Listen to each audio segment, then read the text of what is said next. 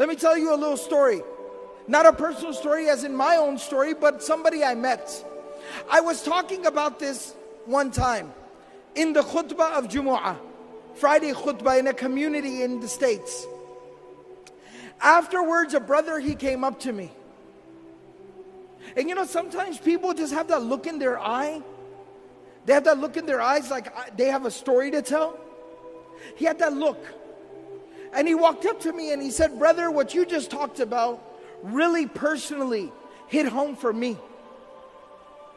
And I talked about the death of Khadija, the death of Abu Talib. Such a serious thing. So I said, please tell me, how did it hit home for you? I sat him down, I said, please tell me your story. He said, brother, today was the first day that I prayed in a year. I grew up in a Muslim home. I was born in a Muslim family. I was very practicing for most of my life, praying 5 times a day. But today is the first time I have prayed in a year. I said, what happened? He said, about a year ago,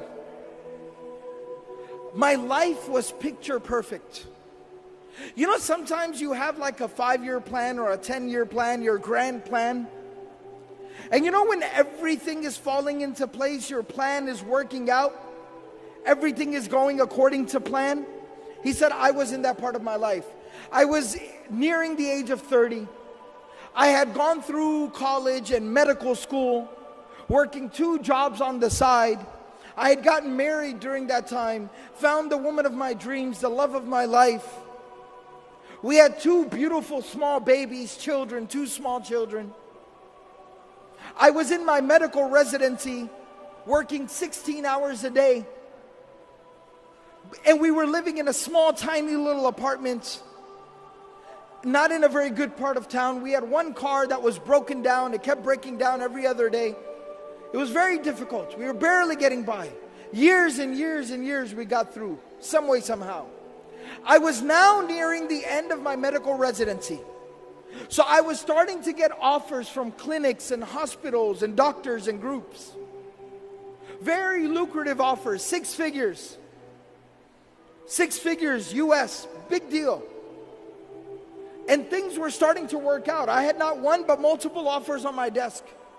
We had gone looking for nice homes so we could buy a house in a nice neighborhood, nice schools for our children. We went to the car dealership and we're looking at minivans and nice cars. Everything was working out. All our dreams were coming true. And he said, one day I came home a little bit earlier than scheduled. I walk into my house. I said, Salamu alaikum, practicing family. I said, Salamu alaikum, as the sunnah is. And nobody responded. I looked at the time, and it was usually the time my wife would put the kids down for a nap, their afternoon nap, and she would take a nap with them as well. So I said, let them sleep. I don't want to wake them up. I don't want to disturb them. So I went, I got some food, I sat down with my books, did some study, answered some emails. After a while, you know when kids, they wake up and they start to kind of fuss and make noise? I heard the kids from the room. The younger one was crying, the older one was talking, I could hear them. I got very excited, as a father does. Let me go, they're awake. It's fun time, family time. So I go to the room, and I walked in, and my kids are sitting on the bed next to my wife, and my wife is laying there between them, motionless, still, not responding, not reacting. And it looked wrong. Being a doctor, I jumped right in and I checked her, and she had been dead. Not now, but for like an hour. She was cold, she was gone. Just like that. He said, brother, at that moment, my life, it fell apart. I lost the love of my life. My children lost their mother. And I lost my faith, my Emaan. He said the next 24 hours were a blur. Janaza, tadfeen, the burial, it went by. I didn't even realize what was going on. After that 24 hours ended and we buried her, I went to my room and I locked myself in my room, and I did not come out of my room for days. I kept the lights off and I just laid in my room and stared at the ceiling. I did not hold my own children in my own hands for the next few days. My mother and my brother were taking care of my babies. I didn't know what I was supposed to do. After a few days, I crawled out of bed. I reconnected with my children. I tried to get back to work, figure out how am I supposed to work and take care of my kids. My mother and my brother, they helped me so much. Slowly but surely, over the weeks and the months, I put my life back together again. I got back to work. I figured out the schedule for the children. And I started figuring things out, but there was one thing that was still missing. One thing I could not figure out. One thing I could not solve. My Emaan was gone. My faith had been broken. I stopped praying. I no longer had faith. I was struggling. And he said, my brother, who wasn't just somebody who just showed up and just told me what to do. You know, some people, when they give advice, they're never there for you. They never help you. They don't support you. They just show up and tell you what to do. My brother was not like that. He looked after my kids. He stayed awake with my babies when I had to go to the hospital for a call. He's somebody who took care of me and my kids. I respect him. I love him. And he's very pious, very righteous. He prays. He kept telling me every single day, brother, come on, you need to pray. Brother, come on, you need to pray. But I kept resisting and refusing. He said, this morning, today, he showed up at my house and he said, I am not taking no for an answer.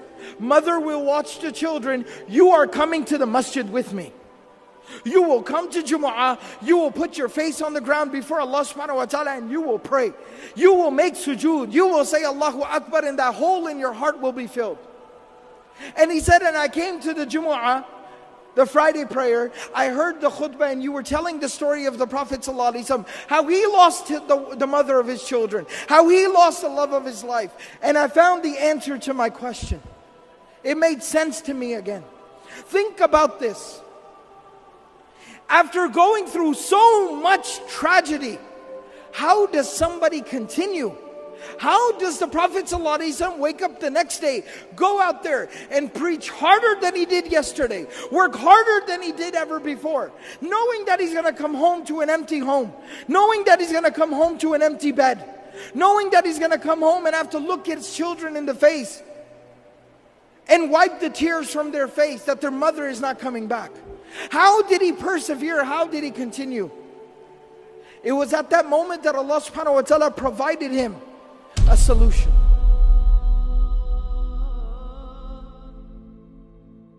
Allah subhanahu wa ta'ala took him on the most miraculous journey any human being has ever experienced. It is called the journey of Al-Isra wal-Mi'raj, the journey by night to Jerusalem, and then the ascension above the heavens. The journey by night to Al-Aqsa, and then the ascension above the heavens. And there he got closer to Allah subhanahu wa ta'ala than any creation of Allah has ever gotten. Even Jibreel alayhi salam stopped at Sidratul Muntaha and he said that you are to go forward from here. And there Allah subhanahu wa ta'ala gave the Prophet sallallahu alaihi wasallam a gift. And that gift was the 5 times daily prayer. And Allah subhanahu wa ta'ala told the Prophet sallallahu alaihi wasallam, difficulties will come. Adversity will knock your door. Tragedies will befall you. But every single time you fall, stand back up and say Allahu Akbar. Every single time you deal with a difficulty, say Allahu Akbar. Salah will heal your wounds. It'll solve your problems. It'll ease your difficulties.